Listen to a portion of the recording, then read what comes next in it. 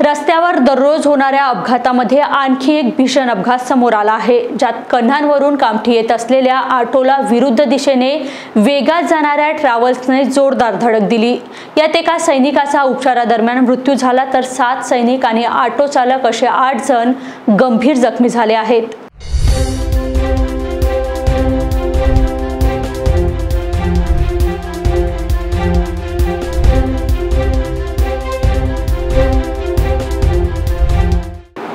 ही घटना जुनी कामठी पोलीस ठाण्याच्या हद्दीतील कन्हान नदीच्या पुलावर रविवारी सायंकाळी 5 वाजताच्या सुमारास घडली।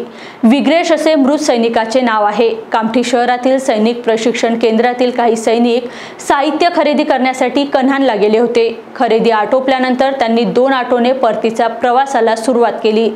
MH49 AR 7433 क्रमांकाचा ऑटो कन्हान नदीच्या पुलावर पोहोचताच नागपूरहून शिवनी मध्य प्रदेश येथे वेगात जाणाऱ्या MH31 FC4157 क्रमांकाच्या ट्रॅव्हल्सने ऑटोला जोरात धडक दिली।